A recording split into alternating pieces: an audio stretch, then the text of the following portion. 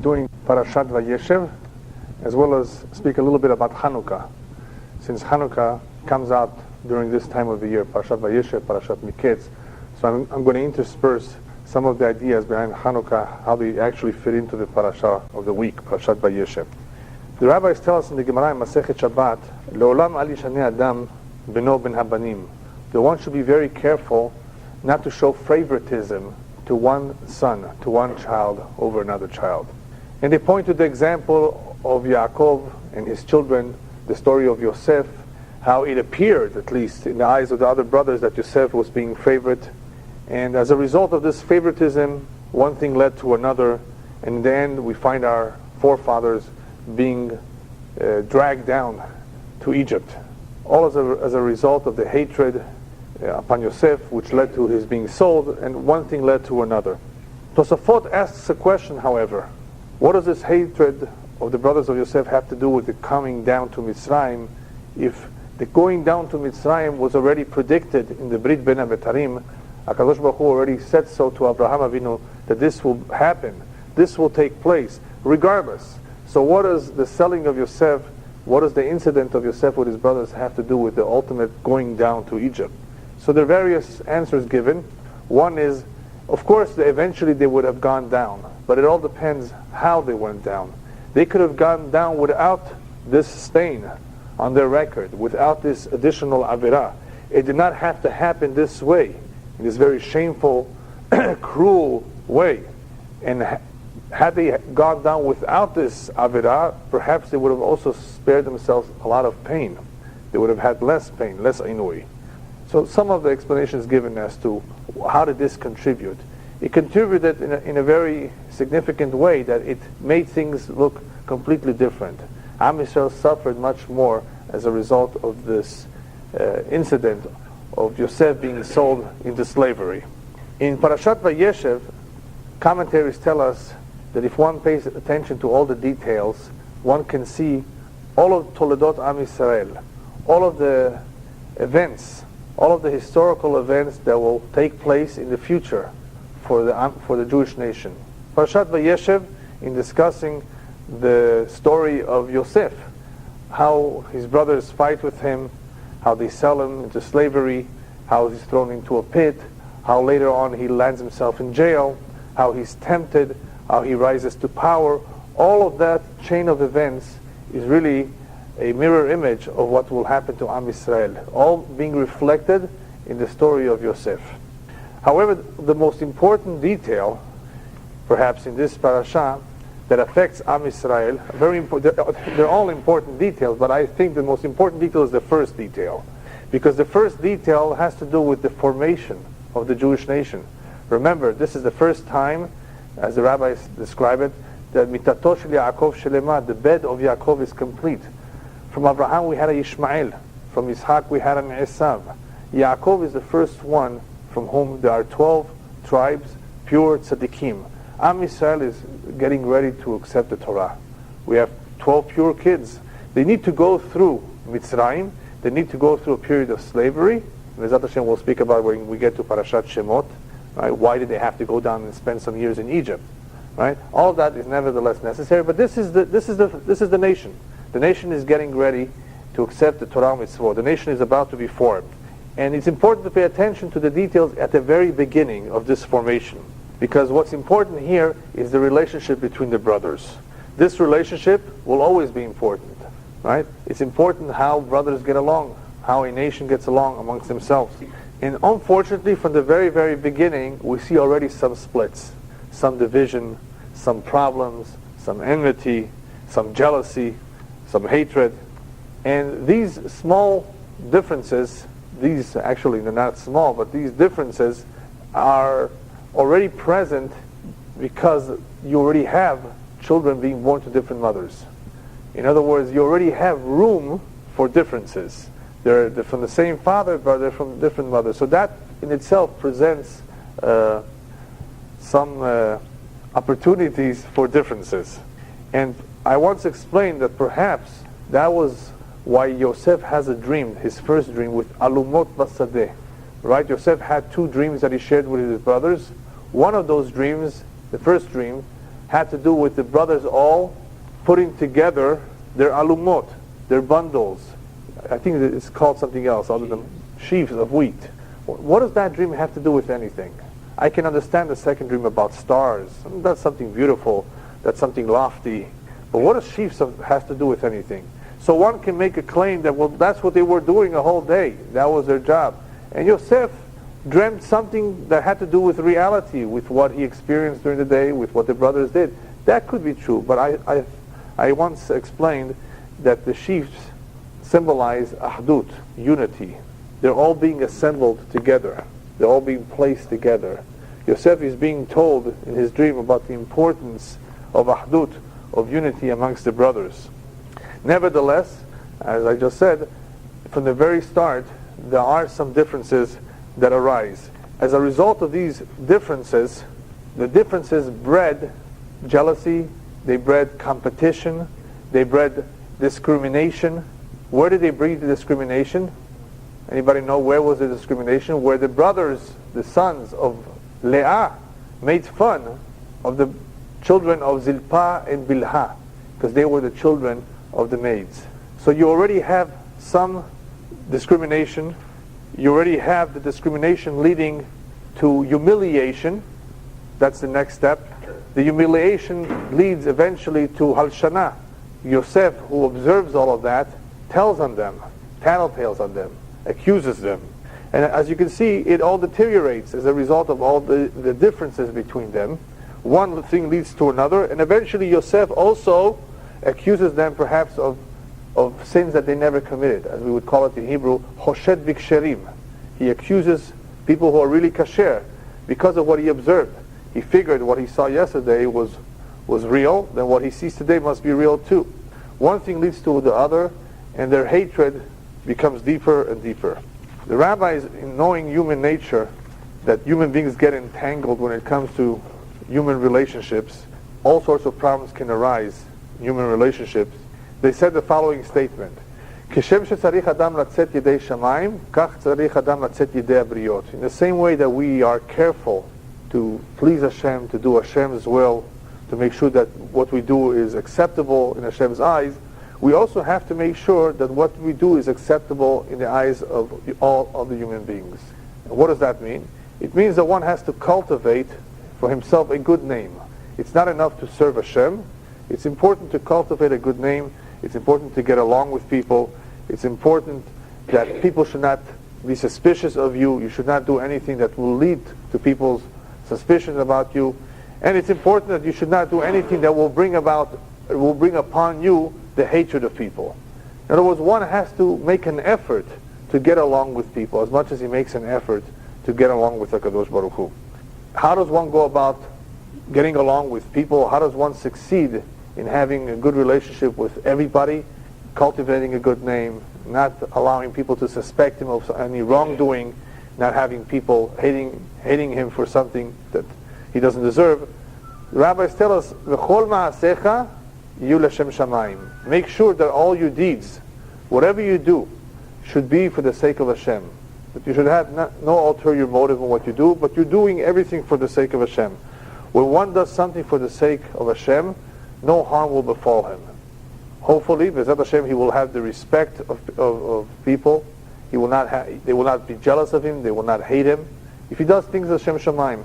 From the consequences of the incident of Yosef and his brother, what are the consequences? No good. They hated him. They didn't like his dreams. They definitely did not like the fact that he told on them. The consequence led to his being thrown into a pit, later being sold as a slave. They almost were going to kill him. So from the consequences of Yosef's actions, what do we learn? That his ma'asim were not 100% pure. Right? What did we just finish saying? That if one's ma'asim, if one's deeds are pure, they're l'shem shamayim, no harm should befall him. Everything should go well. He should get along with everyone. Nobody would have any complaints about him. Yosef apparently got everybody to hate him. All the brothers, even the ones that he befriended, the children of the Shvachot, as the Midrash says, he befriended them because they were being humiliated. They were being looked down at. So Yosef befriended them, but even those who he befriended, those brothers that he got along with well, even they hated him. So we see that from the consequences of his deeds, obviously his kavanot, his intentions, were not pure. They were not completely l'shem shamayim. Now, what did Yosef do? One of the things he did was accuse them, talk bad about them. Lashon hara, tattletale. And many times he was wrong. Perhaps sometimes he was right, but many times he was wrong. Now, we have a famous rule that Hashem ma'anish midah keneged midah. The Almighty, when He punishes measure for measure. What's this idea of punishing measure for measure? Measure for measure is important, as I explained in the past, for two reasons. One, that is the best kapara for the person. When a person needs to pay for his deeds, measure for measure exactly what he did. Midah keneged midah, therefore, is an opportunity for a tikkun, a kapara on one's deeds. Midah keneged midah is also important to teach the individual a lesson. What good is a punishment if it doesn't teach him a lesson? How will we ever know what we did was wrong?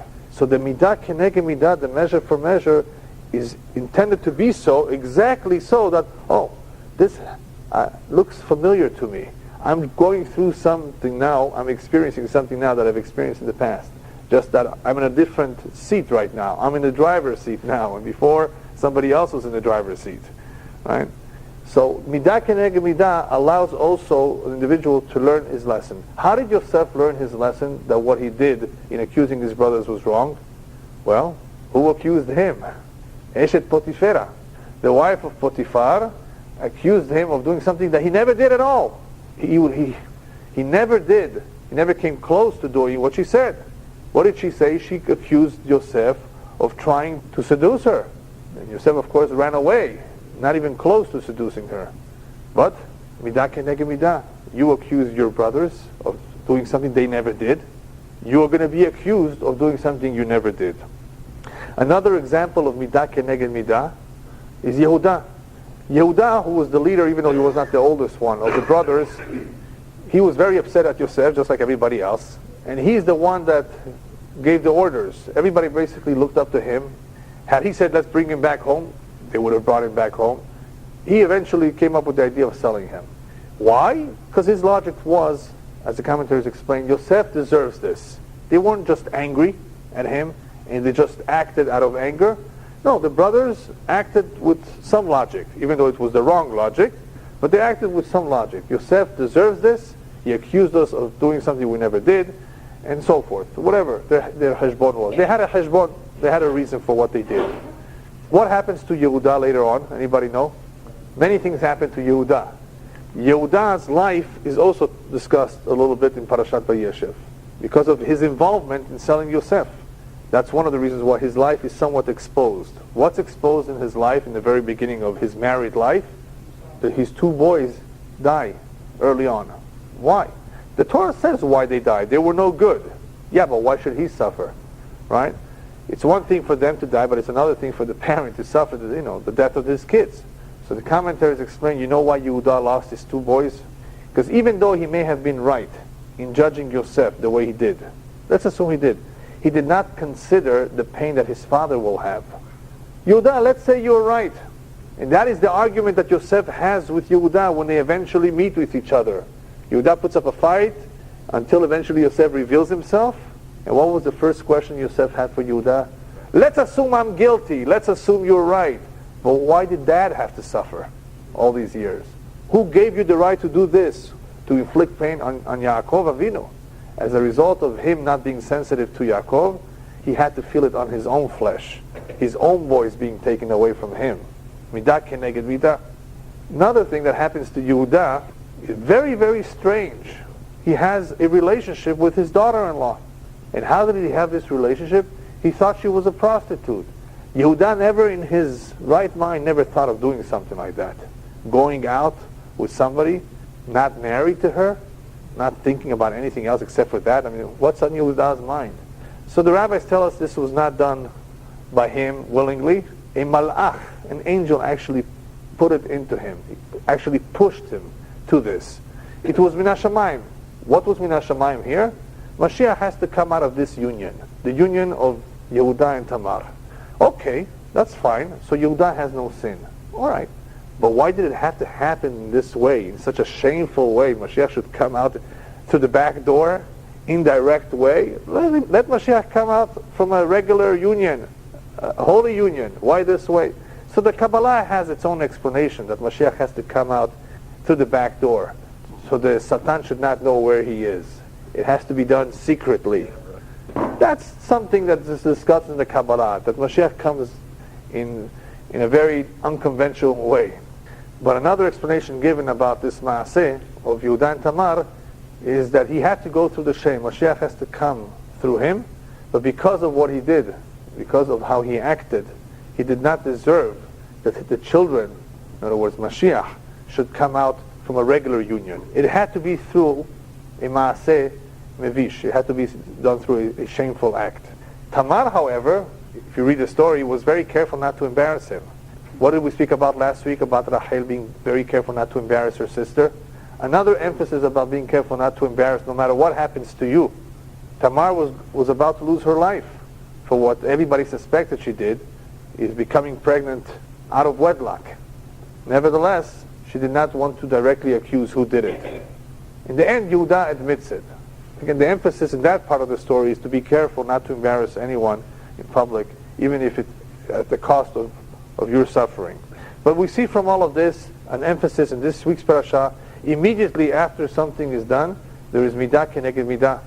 It does not wait for olam haba. It does not wait for the afterlife. In this world, HaKadosh Baruch Hu wants to teach us a lesson, and it's through the midah keneged midah, through the measure by measure, measure for measure, that Hashem teaches us a lesson. How is one to be careful from not accusing one unnecessarily of something that he never did? Rabbis tell us you want to be careful not to accuse someone. Always judge him favorably. Always give him the benefit of the doubt. And that way you will spare yourself of accusing people unnecessarily of things that they never did. Another idea is just go and ask. If you have any questions, any doubts about something that somebody did, why don't you go over and ask him and find out for yourself? People many times make the mistake of assuming, of judging people without asking. Investigate, look into it. Find out for yourself. People make they draw all these conclusions in their mind, the wrong conclusions, because they don't ask. And it's too bad for one to remain with this notion, with this idea that somebody committed a fault, a crime, and it's not true. Give the benefit of the doubt, investigate if you can, ask the person directly. We spoke about the importance of doing something l'shem shamayim. If one does something for the sake of Hashem, no harm will befall him. He will be spared from all ills, from all troubles. The rabbis, in explaining the significance of l'shem shamayim, they asked the following question. Kamai, the first generation of Tanaim, why is it that itrahish lehu nisa? Why was it that they were on such a high level that miracles were performed for them?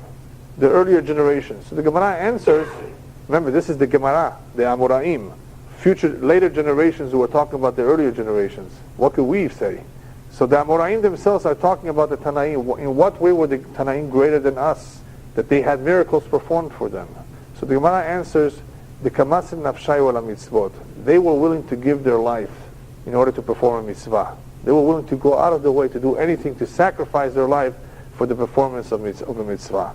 And because of that, they merited that miracles were performed for them. The future generations became weaker. They did not have that ability or the desire to work so hard to sacrifice their lives for the mitzvot. The reason for that is as follows. In order for someone to have the ability to do something al kiddush Hashem, to give one's life for a mitzvah, that can only happen if he does something l'shem shamayim. Because when a person does not do something l'shem shamayim, what is he doing it for? He may be doing it for his own kavod, for his own honor, for his own selfish reasons. Not for the kavod of shamayim. He may have some interest. Anytime a person does something for his personal interest, he does not have the same power. He does not have the same courage to go beyond the call of duty, as they would say in English. He will just do the minimum that he needs to do. If something becomes too difficult to do, he doesn't go out of his way. That is the power of L'Shem Shamayim.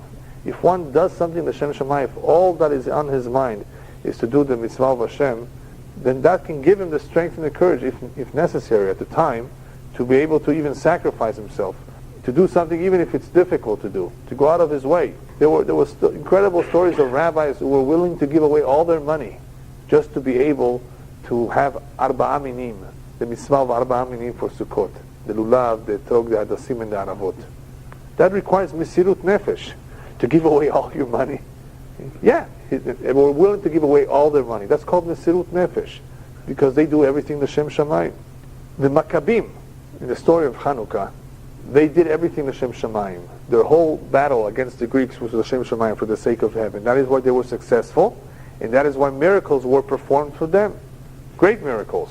However, I have a big question. When did this happen? When did the story of the Maccabim happen? During the Second Temple era. During the Second Temple era, we had great giants in Torah. Great giants in Torah. Great Talmidei Chachamim. Why was the Second Temple destroyed? Because of Sinat Chinam. So, what happened? How did they come to Sinat Chinam? They were great in Torah. There was very learned people. How did they come to baseless hatred? We see from this that if there's no L'Shem Shamayim, complete L'Shem Shamayim, that even if one is very, very learned, one is a very scholarly Jew, it won't protect him from Sinat Chinam and from other evils. Why? What happened? How did they become infected with baseless hatred? After all, that is what is happening in this week's Parashat. It begins, it sprouts, it deteriorates, divisions are formed, mahloket. That is what leads to Sinat Chinam. Sinat Chinam, however, is not war, right? It's only the initial stage of baseless hatred. There's no physical war between them, between the people. Nevertheless, it's a division. How do they come to that? So I explained it as follows. The Greeks controlled Israel for a number of years during the Second Temple era. And what was the Greek philosophy? The Greek philosophy was that the human being is the center of the universe. He's the most important part of the universe. When that was emphasized, that is what led to exercise, to building up your body, as they have many images in Greece, admiring the human being, the human body. What that led was to a self-centered image, that the human being was the most important thing in the world. And that is what he had to develop. He had to develop himself. This selfishness is what bred Sinat Chinam. If the human being was so important, if he was the center of everything, that means he considered himself more important than anything else, than anybody else. So it was the culture of the Greeks and their emphasis on what they put an emphasis on that contributed also to Sinat Chinam. Whereas the opposite of selfishness is what? L'Shem Shamayim. Hashem is the most important thing in my life, not myself. That is the exact opposite. Had they only had Hashem's interest in mind, they would never have come down to Sinat Chinam. There's one problem, however, when we discuss L'Shem Shamayim and we extol the benefits of doing everything L'Shem Shamayim. How do we know if we're doing something L'Shem Shamayim? Sometimes people say, I'm speaking bad about him because I'm doing it L'Shem Shamayim. A lot of people will claim, I'm doing this L'Shem Shamayim. I have no interest here, I have nothing to gain here, I'm doing it L'Shem Shamayim. They think they are, but in reality it's a very fine line. It's a very fine line of what is truly L'Shem Shamayim, and perhaps you have an interest involved here. This is very significant when it comes to Shidduchim. Everybody knows that it's a sur to speak Lashon Hara, to say Lashon Hara about somebody else. But what happens if people are dating each other? What can you say about the two, or by one or the other? Could you just say anything? So you have to be very, very careful with what you say, that it has to be a true benefit to the other person to know this, that you have no benefit whatsoever in saying this. It's purely to defend, to protect, to help the individual. For example, an illness in the family. That may be important for the girl, for the boy to know.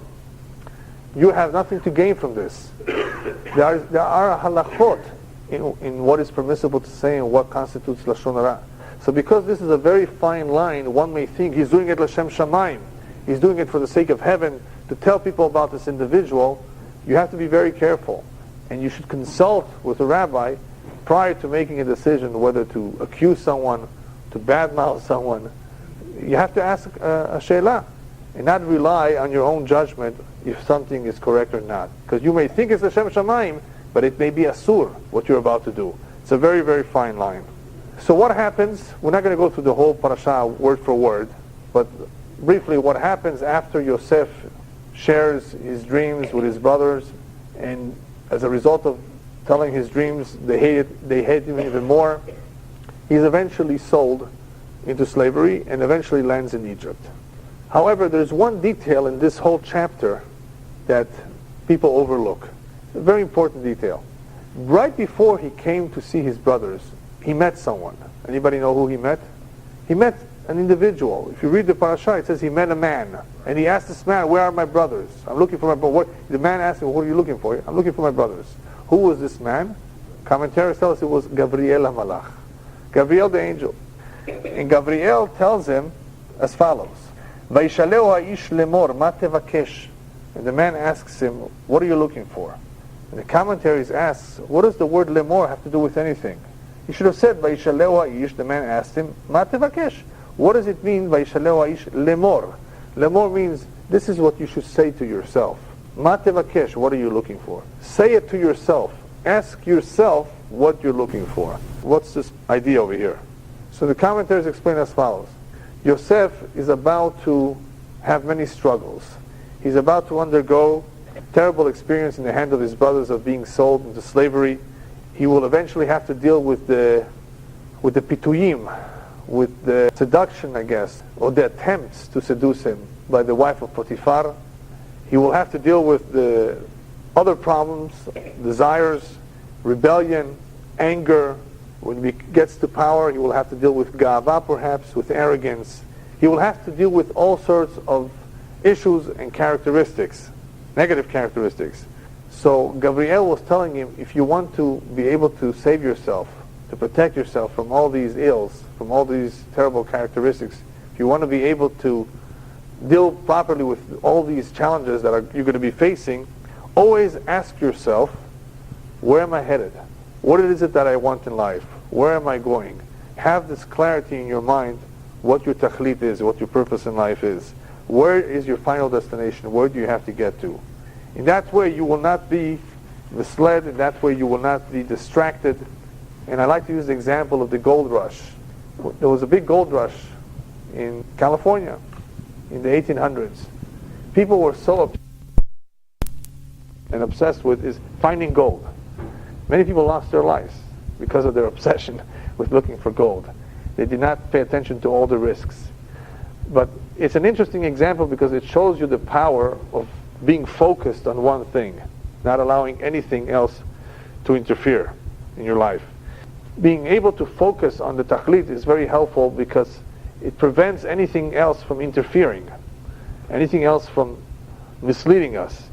As we, I think, explained in Parashat Noach, being able to focus on the tachlit gives one tremendous amount of power to be able to dislodge, to push away anything that comes and tries to interfere with him. And the same is true with one having the clarity and the knowledge of what he needs to do. This clarity helps in a very important way. Imagine you have to make a major decision in your life. When we make decisions, we tend to hesitate because we want to weigh the pros and the cons. The more clarity one has, the more focus he uses on tachlit, the more he knows what he wants to accomplish, the quicker the decision will be. And how do we know that the decision comes very quick and almost automatic? You're going to make the right decision almost automatically. From the story of Yosef and Eshet Potiphar. The wife of Potiphar, one day, when nobody was home, grabbed Yosef and tried one more time to get him to seduce him, right? To get him to commit a sin. And what was Yosef's automatic reaction? Did he think about it? No, vayema'en. He immediately refused. He didn't even think about it.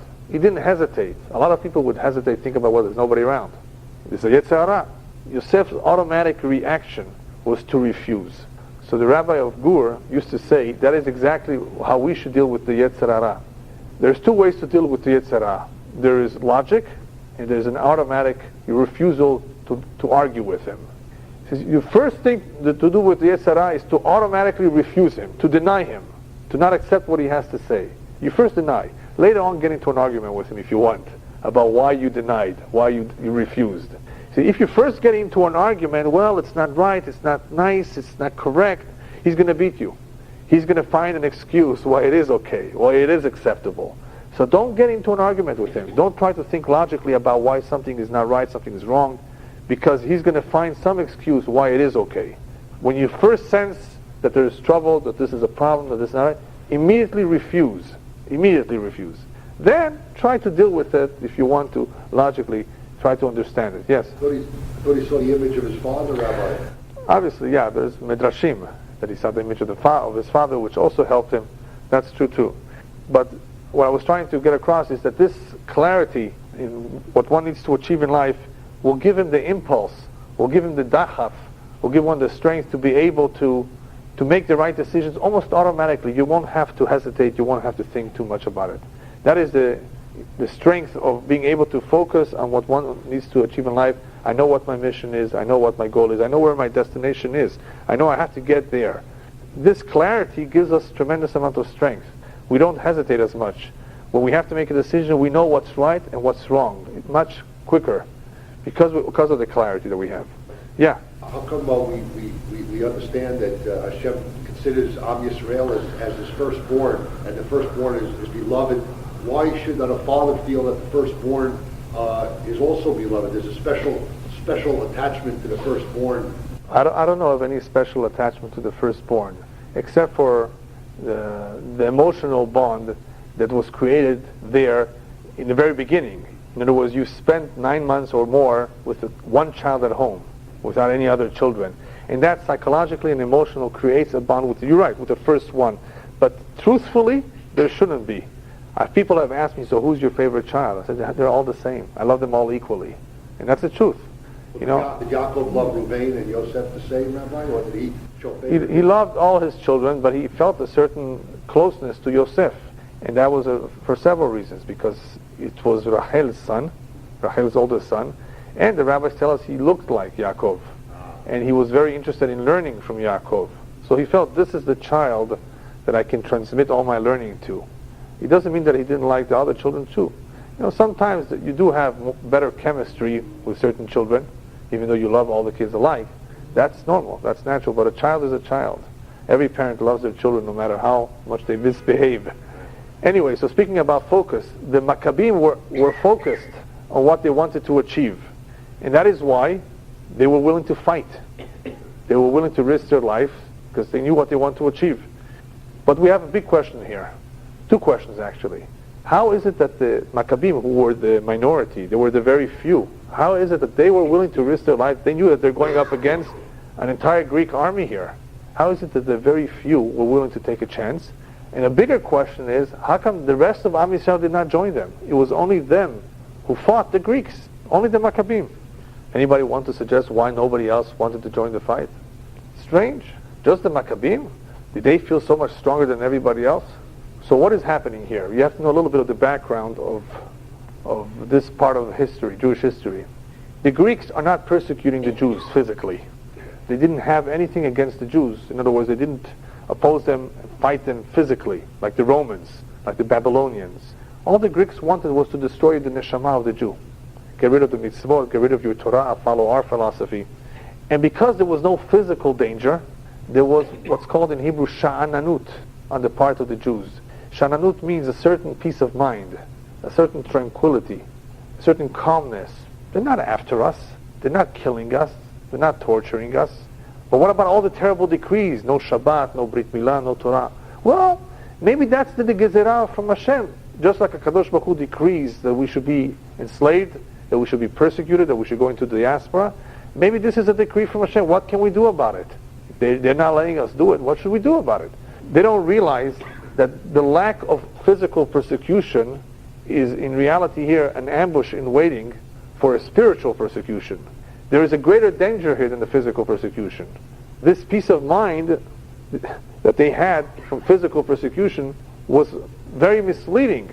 It was very dangerous because in the back of their minds, what they were trying to do, the Greeks, is get the Jews spiritually, kill them spiritually, which is much more dangerous. And the Maccabim saw this danger.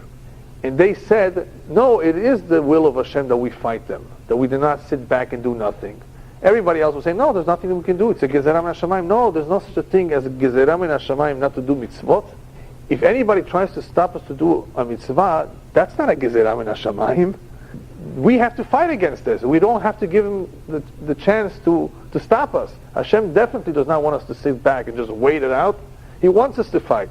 So that is how they knew, the Maccabim knew, that Hashem wants them to fight. But why were they much more sensitive to this than everybody else? Because they were Kohanim. They worked in the Bet HaMikdash. This was very close to their heart, the service of the Bet HaMikdash, to stop this.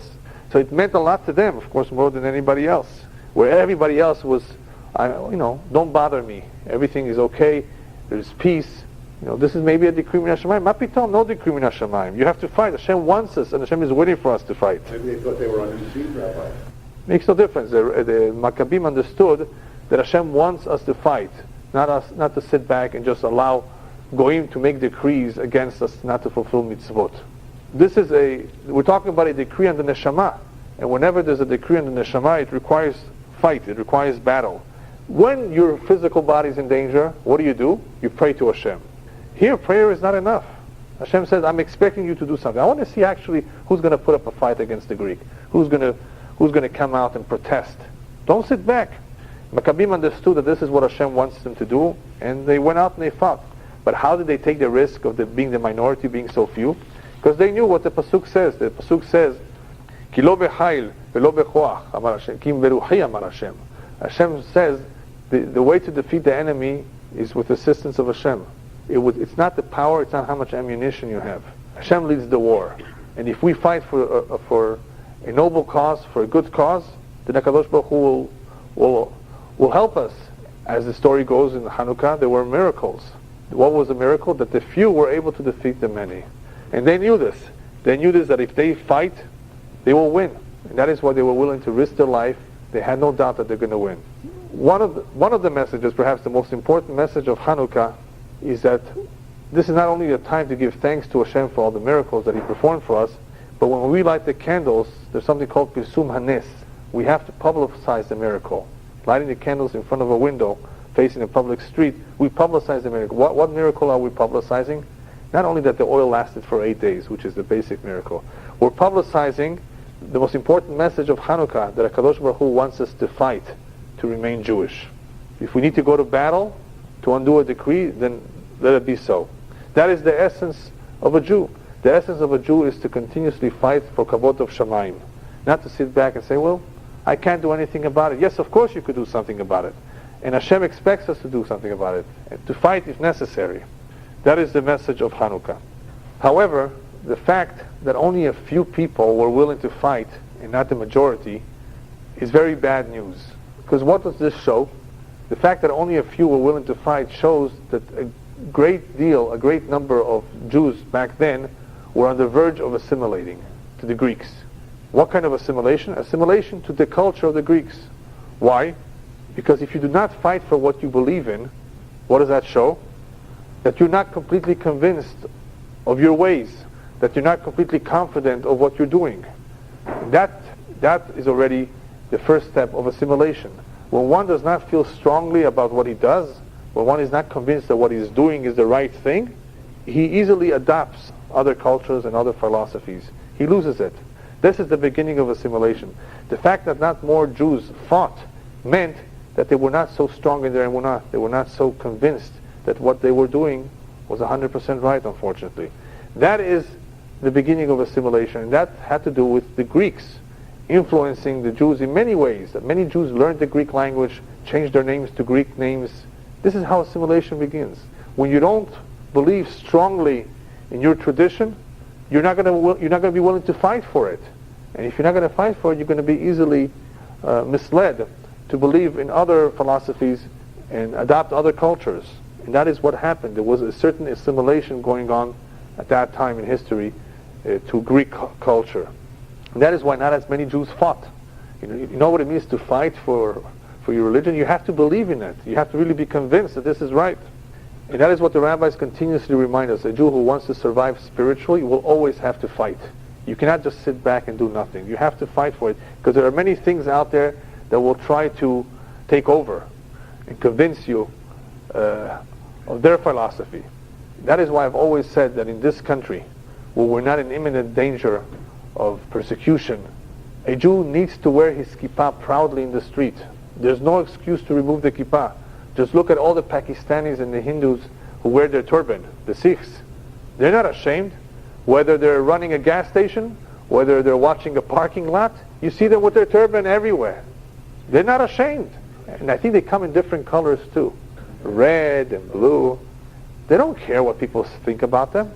Look at the Indian women going with their long dresses, with the red dot in their forehead. That's their culture. They're not ashamed of it. So why should a Jew be ashamed of his culture? But unfortunately, Those who are ashamed is because they don't believe enough in themselves. They don't believe enough in their mission. They're not convinced that their way is the truth. The only way that one can survive spiritually, the only way that one can perform the mitzvah without any shame is if he believes strongly that what he's doing is the right thing. He has no doubts about it. He's completely convinced of it. We have a few more minutes, and I want to go over briefly to the topic of dreams. Even though this is a whole lecture in itself, but because this is Parashat Vayeshev, where we have the dreams of Yosef, we have eventually the dreams of Sar HaOfim and Sar HaMashkim. We have eventually in Parashat Miketz the dreams of Paro. There's a lot of dreams going on here, so I want to go over with you a little bit what dreams are all about. First of all, rabbis tell us a dream, a true dream, is a Had Mishishim Nevuah. It's 1/60th of prophecy. Kadosh Baruch Hu wants to communicate with us. Today we don't have prophets. One of the only mediums he has to communicate with us is through a dream. Now there are many types of dreams, and the rabbis tell us that depending on the level of one's neshama, he sees clear dreams or not so clear dreams, depending on the level of his neshama. Because every dream has some impurities to it. It's not completely clear. It's enigmatic. It's a puzzle, depending on the level of the neshama. The higher the neshama, the more it understands. Now, when it comes to dreaming, one needs to keep in mind that there's 3 parts to the night. The rabbis tell us in the Gemara that the first part of the night, when a person goes to sleep, let's say at 10, 11, 12 o'clock, those dreams that he has around that time have nothing to do with reality. They have to do with his thoughts during that day or his memories from the past. Nothing to do with reality, and they usually do not contain any truth. The dreams of the middle part of the night have to do with what he ate and how much of an imagination he has, plus demonic dream from demons, from shadim. In other words, the most strangest dreams, including the nightmares, occur during that part of the night. Also, those who went through war and battle, many of their memories that they've had from the war, the Holocaust, people who went through the Holocaust, they have vivid dreams during that part of the night. People who have a lot of pressure, so the pressure causes them to dream all sorts of things during the middle part of the night. That part of the night is also usually nothing to do with reality. It's the third part of the night, right before you wake up. Let's say you wake up at 6:37, anywhere between 4:30 and 6:30 or so. Those dreams can contain some truth. Many of the dreams contain future events. The neshama, before something happens, the neshama always sees it in a dream. But we forget most of our dreams. But before something happens to an individual or to other members of the family, one always sees it in a dream. We don't always remember. Eventually, when we come across a familiar scene, we say, oh, well, where did I see this before? You saw it in a dream. What's called Deja Vu. Or in a previous reincarnation. So in the last portion of the night, we see things that will occur in the future. But not necessarily. It could just be a message, not necessarily something that will occur in the future. A message given to us min hashamayim. Why is this message given to us min hashamayim? So we should have an opportunity to annul the decree. If it's a bad decree, we're given the opportunity before it happens, make it null and void. That's why we're telling you about it. However, during that part of the night, customarily, many times, relatives appear in the dream too. Either because they want them to give you, that you should give the name for a baby that is about to be born, or to wish you mazal tov, depending on the connection of that relative to you. The more the connection, the more the chances that they may appear. Another example of somebody who passed away appearing in a dream is somebody who just recently passed away, especially a parent. And a parent appearing in one's dream can be, during the first 12 months, that individual is very much concerned about his din upstairs. And therefore, during the very beginning stages, during the first 12 months, especially in the very beginning, the neshama does not know what they're going to do with them. So they're concerned about their judgment. So when they appear in a dream, they appear a little bit depressed or sad. It's because they're concerned about themselves. Later on, you will see them happy, hopefully. That in other words, the din is complete. At other times, however, if they appear beyond the 12 months, it could be because they have a concern not about themselves, but about somebody else in the family. There's something that they're trying to let you know. But usually that does not happen because usually they don't allow the niftarim to appear to those who are still alive and give them information. Usually they don't allow that, unless there's some great need, right? A parent cannot just come to a child and say, you know what, there's something that I'd like you to do. They don't just allow them to come. But if there's a great need, they appear. There's even been stories of real apparitions in life, not just through dreams, of a parent coming to a child. So whenever a parent comes, it does have some meaning. The majority of dreams, however, rov ha'chalamot shav yedaberun. They're nonsense. You don't have to pay attention to most dreams because the majority of the dreams will be the first 2 parts of the night and do not contain any messages whatsoever. And in order to be able to figure out if a dream contains any truth, the rabbis encourage us to that you should tell your dream to a friend, to a good friend, because some dreams the outcome of the dream will depend on the interpretation. And if it's a good friend, hopefully he will interpret it positively. But not all dreams depend on one's interpretation. It depends again on what the message behind the dream is. Dreams can be very powerful, right? Depending on who has the dream, what part of the night it is, if there is a message or not. But the majority of them will not be very clear and will not make any sense to us. So it's important not to be too concerned about your dreams, because the majority of them will not have anything to do with reality. One who wants to not have bad dreams, especially the ones that frighten us and bother us, make sure that the mezuzah on the door of your room is kasher. Make sure that you say Kriyat Shema b'kavanah before you go to sleep. If you're a man and you're still being bothered with terrible dreams, put tzitzit on even as you sleep. It's a segula. You don't have to at night, but it's good to protect you. Before you go to sleep, don't cry too much, because when a person cries too much, the demons go after him. And don't worry too much. The worrying and crying too much right before you go to sleep opens up an opening for the demons to try to take advantage of that state of mind that you're in, the negative state of mind that you're in, and work on that. So don't be too concerned right before you go to sleep. If a person wants to cry a little bit because he's doing teshuvah, that's different, but he should be careful not to overdo it right before he goes to sleep. I want to finish with one of the most prominent things, one of the most prominent, I guess not characteristic, but description of the mood or state of mind of several individuals in this parasha. And that is the sadness. Everybody is sad in this parasha. Yaakov is sad, Yosef is sad, Yehuda is sad, and Yitzchak is sad. Yitzchak Avinu is still alive. He's sad for his own son Yaakov. Everybody is sad. But HaKadosh Baruch Hu, as everybody is sad, is preparing Mashiach to come out of the union of Yehuda and Tamar. So it appears like everybody's sad and there's a lot of problems going on and trouble, but in reality, there's something good happening too. Mashiach is about to be born. And the same is true with today. There's a lot of darkness out there, there's a lot of troubles, there's a lot of problems. But in the midst of all this darkness, in the midst of all these problems, we should not forget that HaKadosh Baruch Hu is preparing the Mashiach. And it's hard to say for somebody who just went through the Holocaust that is what is happening. But that is exactly what's happening. In the midst of all this trouble and darkness, Hashem is preparing the Mashiach. As the prophet tells us, Roni v'simcha ki hineh ba. Rejoice, because here he's coming. Don't sink into despair. Stay focused on what the end will be. The end will be that from all this darkness, light will come out. And that is what this holiday of Hanukkah comes to remind us, just like all the other holidays, that in the same way that HaKadosh Baruch Hu performed miracles by Yamim Ha'im, He will also perform miracles for us, B'ezrat Hashem, Basman Hazeh.